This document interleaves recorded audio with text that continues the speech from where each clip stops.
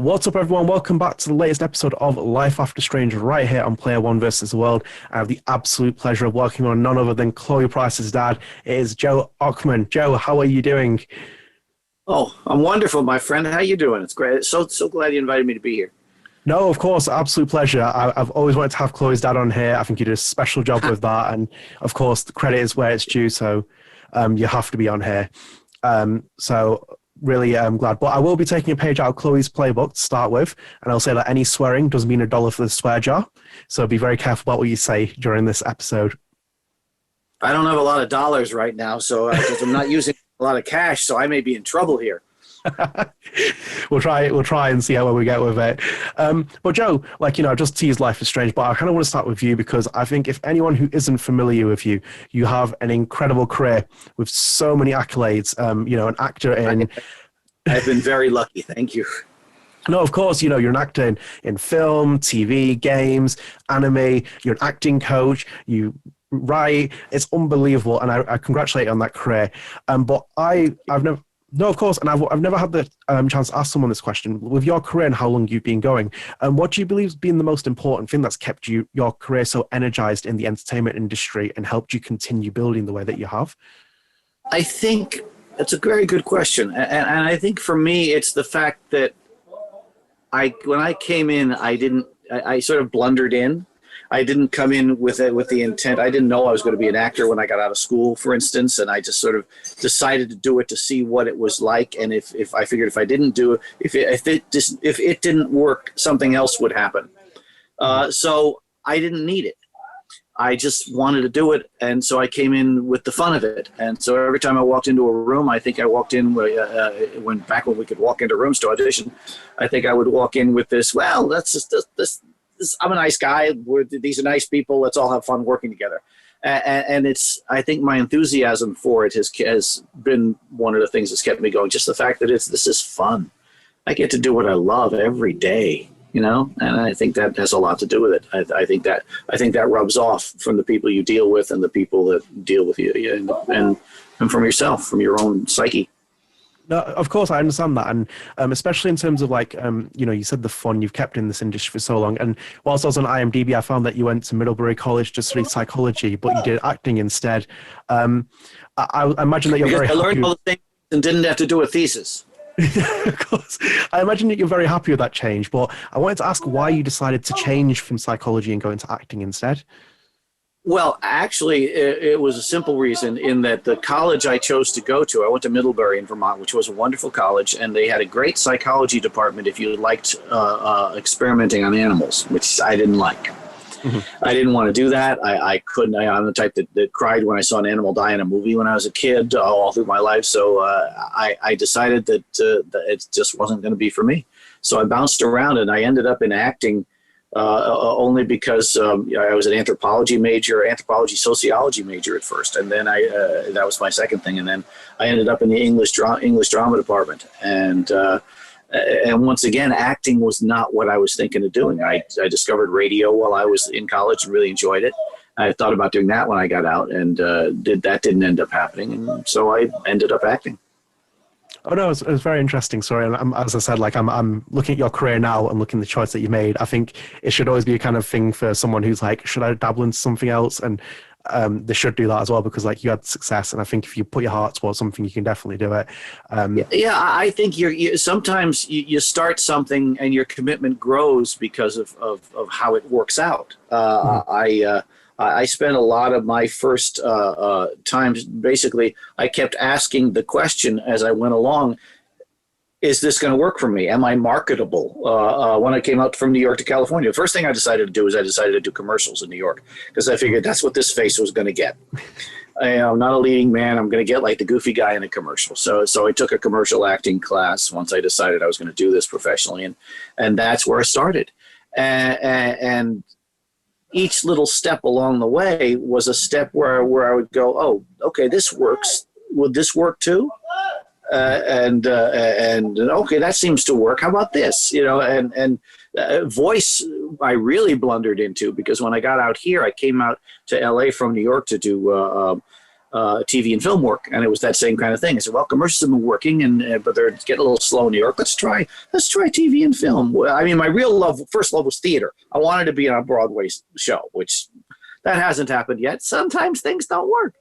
But I came out here to try to get a TV series so I could do Broadway in the off season. That was kind of the weird ass plan. Oops, tip jar.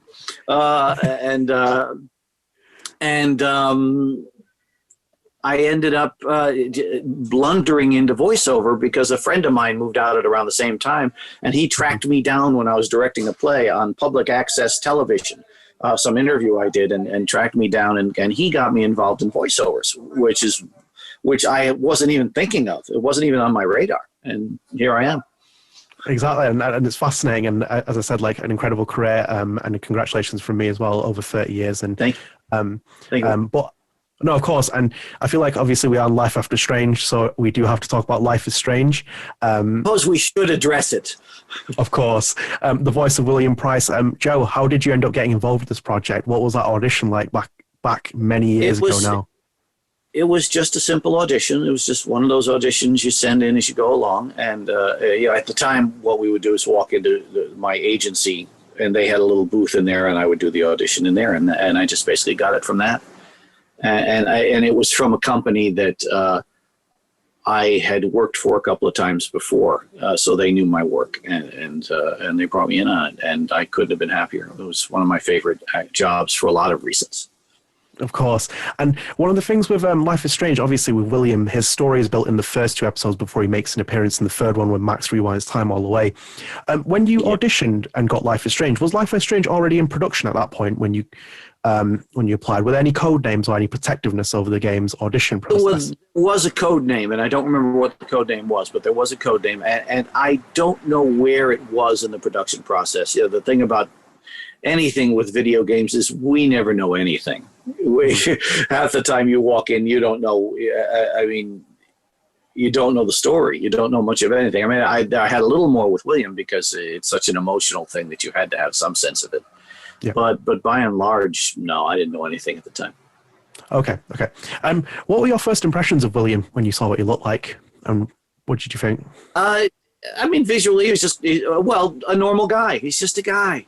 He's just and more importantly, just a nice guy. He's a good guy, and that radiated from the image, and it certainly radiated from the script. And excuse my loud neighborhood today. I warned him about this at the beginning. It might be loud today, and it's doing its best. And yeah, he just seemed like a good guy. And actors always talk about how much fun it is to play the bad guy. Mm-hmm. I really like it when you get to play just a good guy that just warms your heart to be him, and because I like having that represented, and I like being able to be a person who represents that.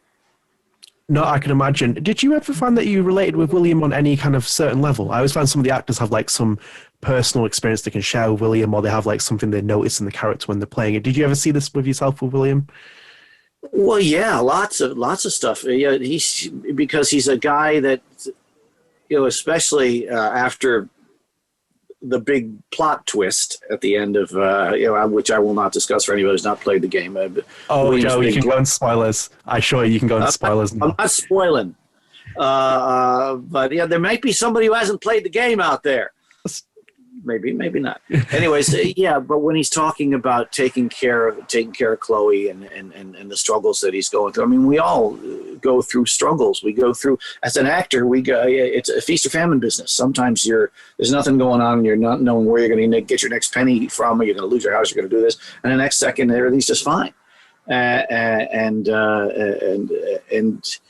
we meet him on a more intimate level in the bad times. And they were easy to understand. It was just easy to identify with. But no matter what, every decision he made was based on love, which is that's inspiring, if nothing else. It's something you hope for as a human being. You hope to be this guy. you know? Yeah, of course. I like everyone loves William. They think he's lovely, and you kind of see it with Chloe's character. But before we dig into William a bit more, I want to ask your experience with Philip Bache in the booth, because this is not your first time you worked with him. If I'm right, you would have worked with him on Fallout 4. But I'm asking, like, what was it like to get back in the booth with him again and then work with him to bring William to life? Phil is the best. Phil, he's such a wonderful, caring director in terms of finding that humanity and making sure he brings that humanity out of you. He's detailed, very collaborative, and just a good guy. Yeah, I've never heard a bad thing about him. Never, from any person. No bad thing to hear about him. He's great. He's a great director. If you look at anything that he does, there's a running thread of humanity under all of it. That's always exciting to see. Oh, no, absolutely. And with those sessions, I know that Philip would usually lead them, but sometimes I've heard that Michel was there in some kind of capacity, usually over like a Skype call, Life is Strange co-director. Did you ever meet him? Did you ever like have any interaction with him in the booth? We met at a party. There was a big rap party or a small rap party at one point where everybody was able to get together, and I got to meet everybody, which was terrific. Oh, that's cool. That's cool. What did you think of him? Loved him. I liked his energy. I liked the whole energy of the whole creative crew.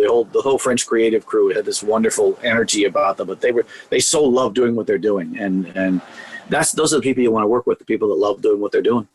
You know? Oh no, absolutely. They're great. Dontnod guys. Some of them follow this channel. Some of them watch the clip. So I'm always. Hey guys, hello.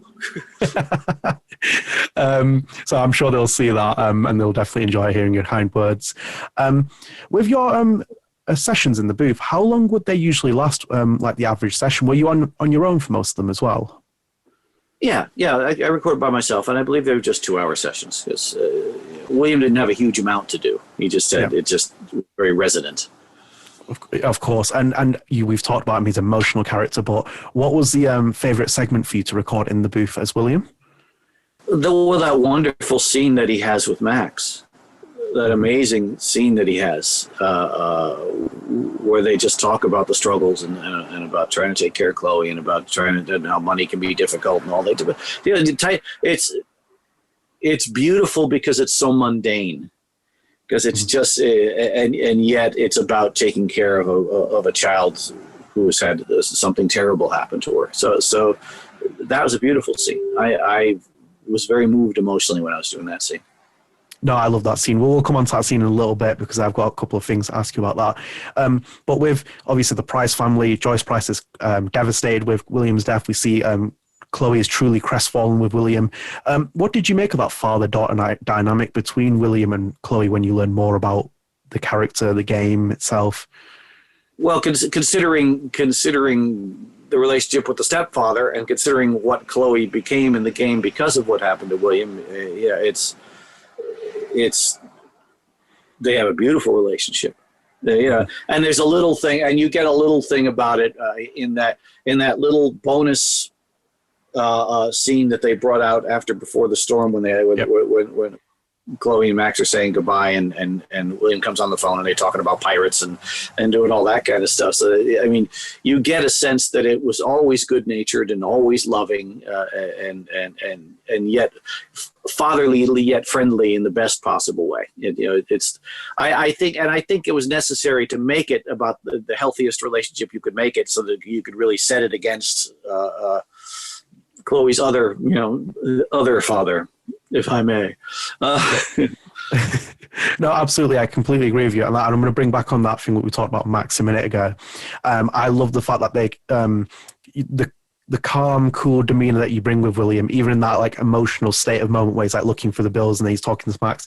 I love the fact that he has an interest in Max's photography, that he almost like transplants his daughter love from Chloe onto Max. Did you like how that kind of painted out in the full picture? Like it was. Yeah, that's very true. That's very insightful, and I think it's very true. And he doesn't talk down to Max. He talks to her as an equal, and he talks to her as and he appreciates her the way he appreciates. She's sort of a walking healthier manifestation because he knows how close they are. Of course, he treats her like another daughter almost, which is cool. No, of course. I'm glad that you agree with that. And obviously, you're the voice of William Price. I have to ask you a bit of Price favoritism here. We have Joyce Price, we have Chloe Price. Which character do you prefer the most, and why? Which one do you like? Well, that's not fair. My wife and my daughter. It's just not fair. I'm not. You know what? I can't. I just can't. William loves his daughter. He loves his wife. I mean, he's probably had to invest a lot more in Chloe for a lot of reasons. And it's interesting that where Chloe goes because he's not around really indicates how much he loved Chloe. Okay, I'll give you that.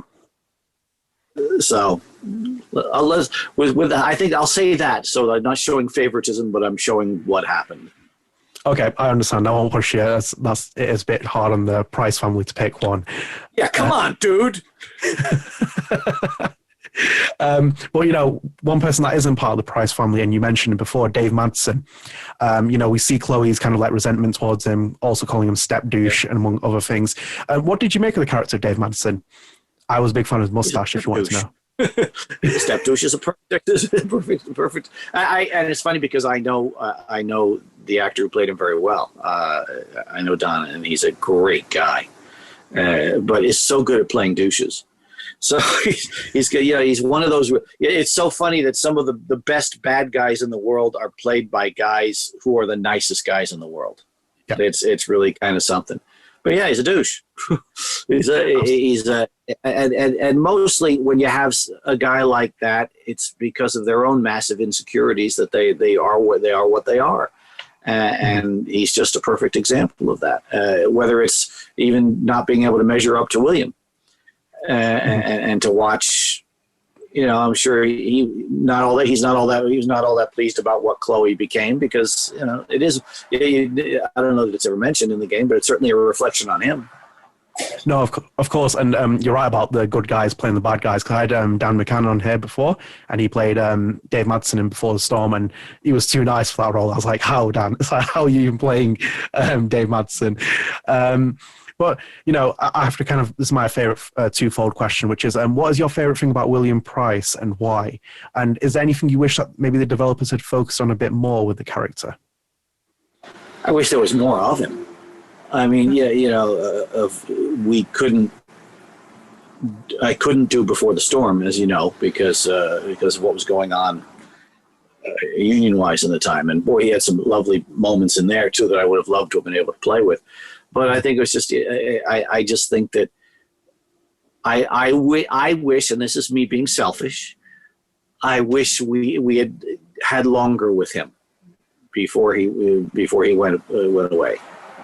That's all. Just find out more stuff, because we had. I mean, I put some stuff into the character that just the way he would do fun voices and accents and stuff like that, which was which I would like to have. I liked his playfulness so much. What I liked is no matter what was going on with him, he always found a way to be playful. And that's very in tune with me. I with all the stuff going on right now, and we're going through it right now. Mm-hmm. Finding moments of lightness, finding moments of humor, finding moments of amusement is vital.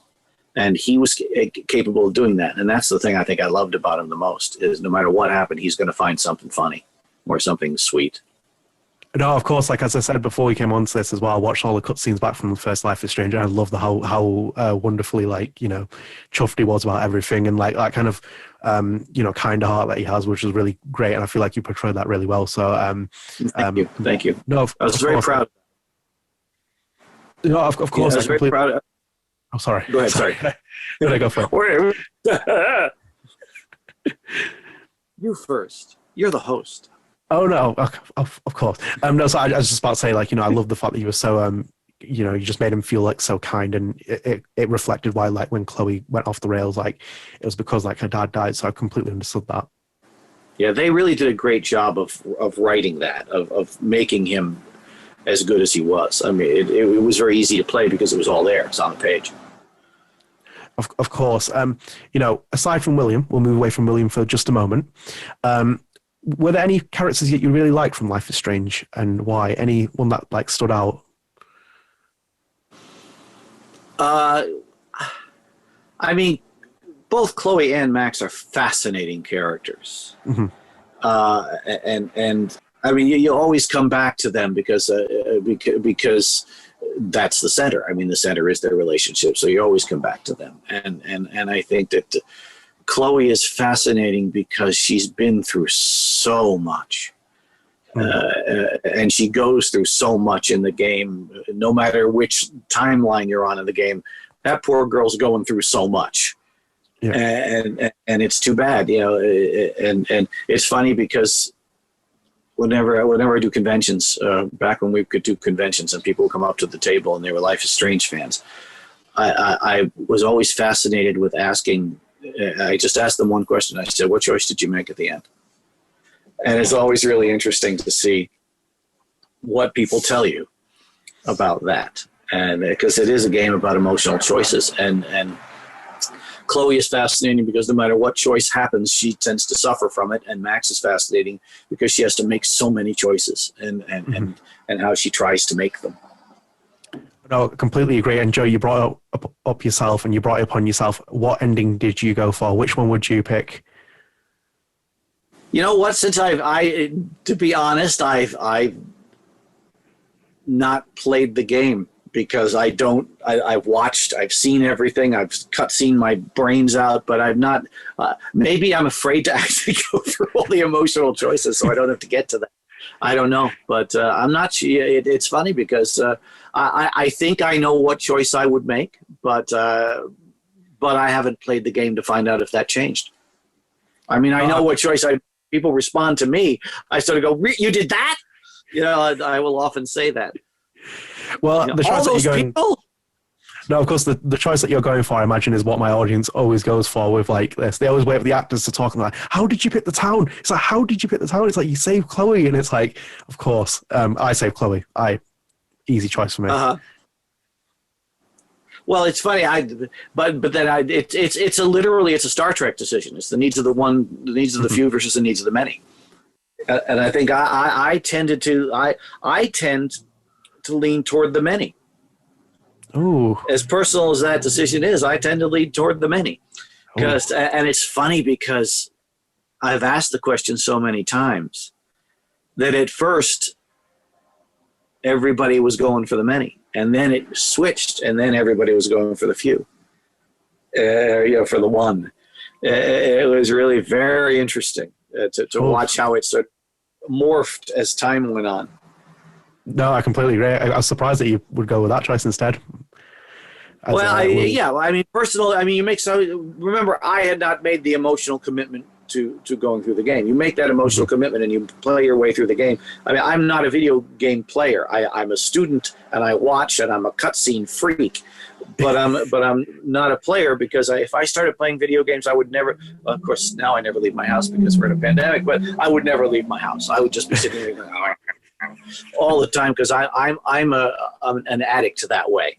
I'm not a smoker or a drinker or a druggie, but boy, am I an addict when it comes to TV and that kind of stuff. I would never leave. So I forced myself to not start games, and I've not played any of the games I'm in, and I'm in some wonderful games. I study them. I study the way it's all made. I study the way it's structured. I enjoy watching the things that I watch. I enjoy watching people play games watching the videos of people playing the games and watch what they go through. There was nothing I enjoyed more than watching people play this game and watching guys burst into tears when things happen. There's nothing more fun than watching YouTube videos of people playing Life is Strange and getting to the surprises and how they react to the surprises. It's wonderful. No, you're absolutely right, and I completely understand with that. And I know that you're not a gamer, but you've watched cutscenes and stuff. Talking about the full Life is Strange game, what would be your favourite scene from that, involving William or not involving William? Which one would really stands out for you? Well, I think once again it's the scene where he talks with Max, because in a game full of emotional moments, that has so much resonance because you know what happened in the other timeline, because they're talking about simple, basic things. You know, they're not talking about life or death. They're talking about money. They're talking about love. They're talking about it's such a, for a video game, it's so subversively simple, and yet has so much weight in it that it was one of the great. I watched it again the other day, and going, wow, it's just so simple. I told you, a cutscene addict. I also watched all my stuff in Red Dead Redemption 2 the other day, and I was like, whoa, that was fun. That's my favorite scene. And I've seen a lot of Life is Strange, but that's my favorite scene because of how utterly simple it is. No, of course, I completely understand that. And you mentioned it before with, like, you know, you wish we could have seen more William. And one thing I found is, like, you know, so episode 3 and 4 are done. William kind of makes a minor appearance in the 5th one in Max's Nightmare. But because we live in the internet day and age, people found unused audio files that were meant to be included in the 5th episode of Max's Nightmare, suggesting that William would have a bigger role in there. After you recorded lines for episode 3 and 4, were you called back at the booth at any point to do those lines that were eventually cut? To do lines on 3 or 4? No. The sessions were fairly simple, as I recall. I mean, I don't recall doing any callback. No, coming back. I just basically did. It was 3 sessions. It was the session for 3, the session for 4. You know, the one little thing for 3, or did they do 3? I can't remember whether we did 3 and 4 combined. It's possible we did. I don't remember. But yeah, and then I came back for the little thing in 5. And that was it. And then I came back way later for that little bonus thing. Of course, and we're coming on to that, so we're going to move forward to Before the Storm, and you kind of mentioned it before. I imagine that were you affiliated with SAG when Before the Storm was in development? Yes, I was affiliated with SAG, so I could not do Before the Storm, and to my eternal regret, because he had some great. I looked at a couple of those scenes too, and he had some great scenes. Oh God, he had some fun stuff to do, you know, so makes me sad that I didn't get to do that. No, I imagine that it must have been like that because obviously you said you want to see William, and that William Chloe story arc is the center of Before the Storm, like when she's kind of like dealing with it. We have another voice actor coming in. Was there any interest on your side to kind of go back and watch all those cutscenes and like maybe see what the other voice actor did? I did see a little bit of what the other voice actor did, and we were very different, which to a degree made me sad because not as a talent thing at all, but because, you know, you kind of want the continuum of what you started to make. But I thought he had amazing scenes. I thought he had some just beautiful stuff. And it's one of those things. I'm very emotionally connected to this character and to this game because I think it's an important game for the history of video games, frankly. I think it made a real turn to the consequences of choices rather than battle. And I think it's the one that really broke through, the first one that really broke through on that level. And so you want to continue to be a part of it. So I was very glad that when the strike was over, I got to come back in and do the little bonus section. Yeah. Oh, so yeah, I was just about to mention that as well. You know, you come back for farewell, you come back to William, even if it's a small moment as well. You still get to be part of that. What was it like just to have that opportunity to kind of come back and complete almost like the full circle, to be known that this is the last potential experience? Phil and I had a great talk when we got back in the booth again about the game itself and the experience of it, and it was such a small thing, and but at the same time, it told a lot about their character and their relationship, his relationship with both Chloe and Max, and just the kind of father he was, because he's doing the pirate stuff and he's doing all the fun stuff. He's having fun with them. Yeah, I completely agree, and I imagine it must have been a pretty short session just because of like how much William that was in there. Yeah, it was a short session.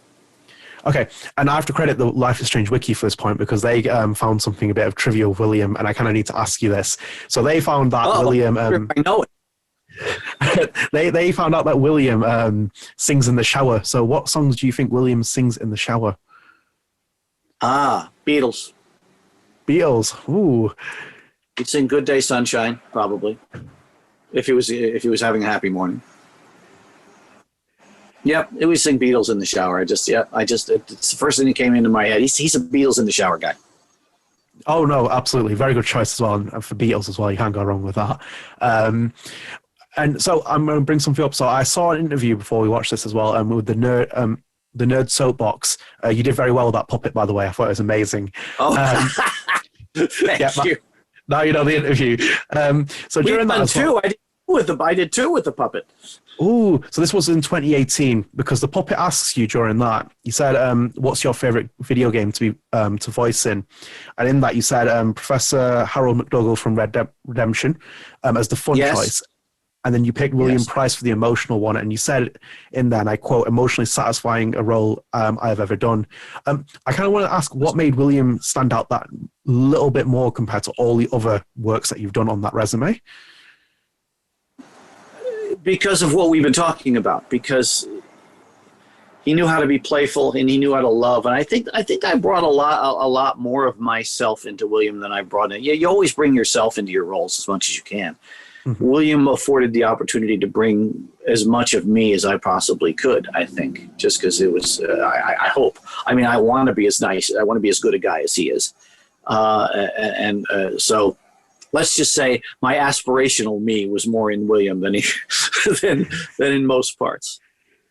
No, I completely understand that. And you are a very nice guy as well. And I've watched all your interviews and you're always colourful and cheerful like William. So I think it's completely translated across well. So I thank you, sir. Of course. And that kind of leads into something else, which is, whilst I was doing my snooping for this interview, I went through your website. I love when people snoop. Go. Of course. This is what I do. I always say to people, and they're like, you get put on high alert, and I'm like, nope, don't worry, it's all good. So no, whilst I was doing it, I was looking at your website, and I like. No, of course, and I love the fact that there are pictures of you with people dressed as Max and Chloe, and you mentioned it before. I just kind of want to mention it because, like, what's it like having that level of interaction with people who are dressed as Max and Chloe, knowing who you are as William Price, and having that kind of like emotional connection beyond just the game? Oh, I think it's great. Well, I know I've told in interviews before my first story about that. I don't know if you saw one of those. I haven't, unfortunately. Then fortunately, to your good benefit, I'm walking. It was Anime Expo, I think it was. It was a convention just the week the game was released. Mm-hmm. I'm in a convention and I'm walking through a hallway on my way to something or other, to some thing or something. And as I'm walking, I see in front of me two people already cosplaying as Max and Chloe. So I walk up to them and I look and I go to Chloe and I literally did this, "Chloe, I am your father." And basically did a Darth Vader on her. She's looking at me like, "Who's this weird guy?" And then I told her who I was and she said, "Oh God," she freaked out. And it was... It was the funnest thing, and we're still friends. Actually, we're still buddies after many years of that. And so I just loved it. I loved the fact that it caught fire immediately, and people were cosplaying like that. Mm-hmm. So yeah, it's always my response. Is I get a little warm fuzzy when I see it. No, I'm actually close friends with 3 people who dress as Chloe, who did. But now, of course, I also have to confess that I'm in a show called Miraculous Tales of Ladybug and Cat Noir, which is a French show that I dub. And the character I play is Mère Bourgeois, and Mère Bourgeois' daughter's name is Chloe. So I am a professional Chloe's father. You are that. And I've challenged one girl to cosplay half as one Chloe and half as the other Chloe. That's my challenge. I'm still waiting to see that. That would be an incredible cosplay with like half and half. It would indeed. Level. Unbelievable. It would indeed. No, as I said, like it was unbelievable to like kind of hear that interaction that you've had with them and met fans. Well, and you kind of mentioned it there. Did you ever imagine this game would transcend the way that it did? Like, because considering all the projects you worked on, do you expect it to be this big, like the way it went off with cosplay, with artwork, with everything else? You must have seen it all as well, with people reaching out to you and speaking to you. I don't know that I had. I mean, I didn't expect it not to, but I didn't have any expectation other than, oh God, this was a lovely game to work on, and I really enjoyed this. When I started seeing, once again, I think when I saw those first two cosplayers the week it came out, I went, oh, this is going to be amazing. This is already amazing, and I do really think it's a groundbreaking game, and I'm very proud of that fact of being a small part, a modest part of what is a very, very groundbreaking game. So no, I didn't. Did I expect it? No. Am I surprised by it? No. Okay, no, I completely understand. As I said, like I was in the industry at that point covering it, and I remember when it blew off, I was like, my interview with Hannah Tell was like the most viewed article for like weeks on the site. I was like, wow. Yeah. I was like, this is just unbelievable. So yeah, I completely. Yeah, completely understand that. We're going to move away from Life is Strange for a minute because this is more for me. I'm asking you certain things. As I mentioned before at the beginning of the show, you're an acting coach, and I was a big WWE fan growing up. And one of the things I found out that you were Dave Bautista's acting coach, which was like, yes, I was like, what an opportunity that is. What was your experience like working with Bautista? Actually, we chatted briefly last night because it's his birthday yesterday, and it was. I say this all the time. Dave is the most I've been coaching off and on for decades, and Dave is the most soulful actor I've ever worked with. I love Dave Bautista. I have nothing but good to say about him. He's a great guy. He's a wonderful actor. I'm so glad that his career exploded the way it's exploded, and like with Life is Strange, I'm happy to have been a small part of it. He's just a great guy and a great actor, and it's just been a great citizen. If you watch his tweets and you watch what he does, he's great on all levels. Yeah, he's incredible. Like as a wrestler, as an actor, as on Twitter. Oh, I didn't even say as a wrestler. Yeah, as a wrestler too. Yes, I forgot about that. Oh, that old thing. But Joe, with that as well, you were his acting coach. Did you see kind of like that natural side of him, like just adapting to acting quite easily because he did wrestling? And there's an entertainment side of that because he's on the mic with that. But did you kind of see him naturally just transition quite easily? He would say, and he said it in many interviews, that it was not a natural transition for him. Mm-hmm. I will respectfully disagree. I thought that Dave, as soon as I met him, I thought, okay, he's got something really interesting, and all he has to do is give himself permission to let it happen, which he's done. Yeah. I think it was a much easier transition than he thinks it was. And he's a sponge. This guy learns. I coached him and helped him out in the beginning, but every director he's worked with has sharpened it even more and made it even more incredible. And it's been a joy to watch. Every time I see him in something, I get this emotional, on my face. I'm so proud. Like a proud daddy. Like it's like Chloe. As I completely understand what you mean by that, because like when he said those interviews where it's like it was a bit more, that transition period, like, but you're an actor, you do that in WWE, so I feel like you can. People don't give them enough credit, like WWE performance, because they are acting in parts of their performance. So yeah, I'm kind of. It's basically WWE is a violent soap opera. Yeah, they've got these soap opera subplots going on, and people have to act, and they're scripted. And yes, it's a lot of improv, which is even harder to do than scripted stuff sometimes for some people. And so, and yes, it's a more out there, broader performance.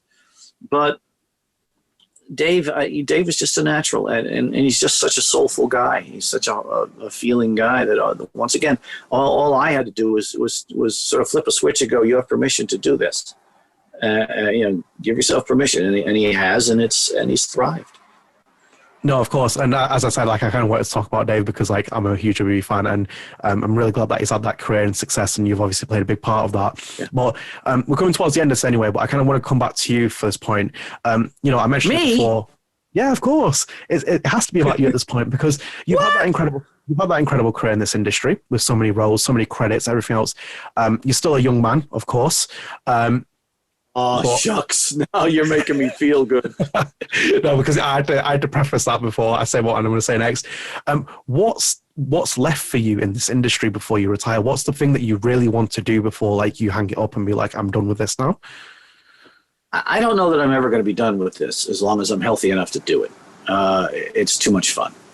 And I'd still love to do a Broadway show. That would be wonderful fun. I'd still love to to be a regular in a series. You know, that's on camera stuff, but I would love to do all those things.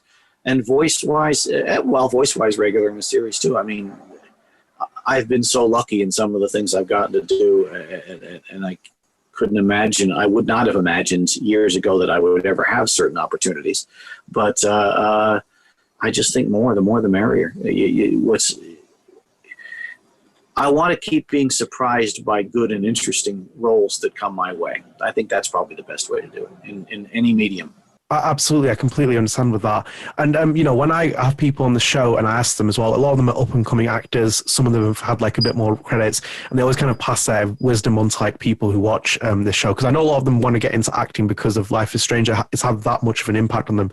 But from your experience, the way that you had your career, how it's shaped out, what's the most valuable advice you would give to, like, a young and up-and-comer to, like, get into this industry? Well, there's a couple of things. First off, I said earlier that I kind of blundered into a lot of my career, and I kind of did. Mm-hmm. But when I blundered in, I either was prepared because I knew what I was doing, or I found out what it is I needed to know about what I was doing in order to do it. Yeah. So, and for instance, people always say, well, take classes, study, and all that, and I'm a coach, so I certainly have some appreciation. I have appreciation of that, and I direct, and I have appreciation of that. But at the same time, everybody's journey is different. Some people take to it quickly. I think I was lucky because I watched too much TV as a kid, so all these rhythms were in my head that I could easily apply. And some people need to work harder. Some people need to take time. There's no shame in your game, however it comes about. If you're a slower learner, just plod away and get it done, and it'll get better. If you're not, roll with the punches, go with the flow, see where things take you.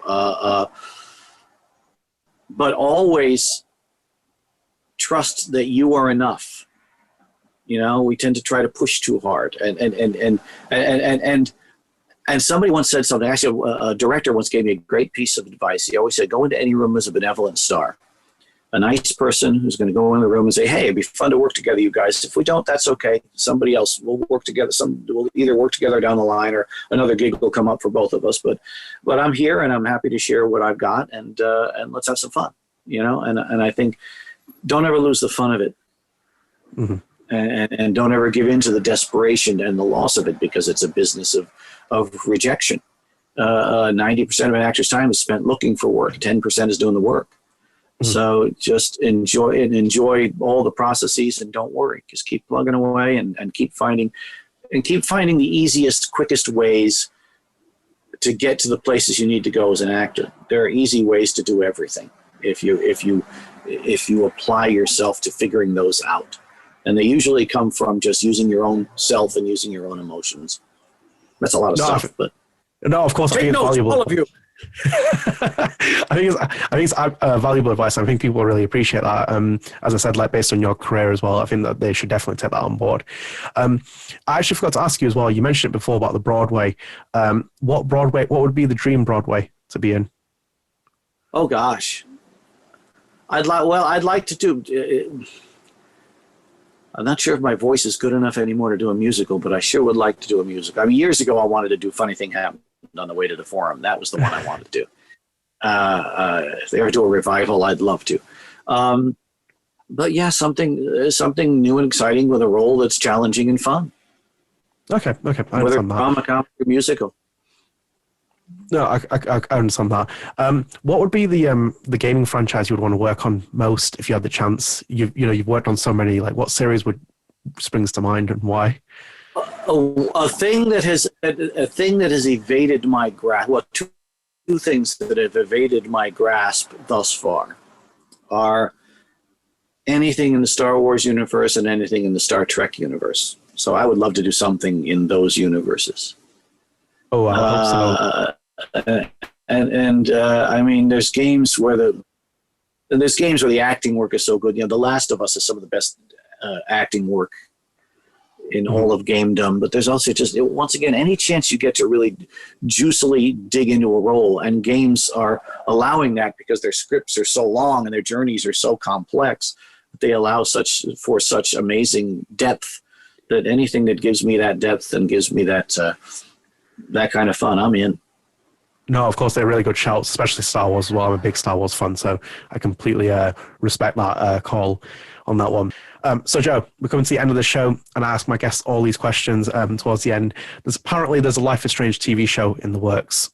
I don't know where it's at the minute, but apparently it's in the works. Yeah. While I know you would love to play William Price in that, you're not allowed to in my show. So instead, I'm putting Joe in the role of the casting director. I'm not allowed. Who would you cast for the role of William, and why? I'm trying to think of there's somebody on the tip of my. Well, no, he's too old for it. I'm trying to think of who would be the best actor for it, and I'm not sure.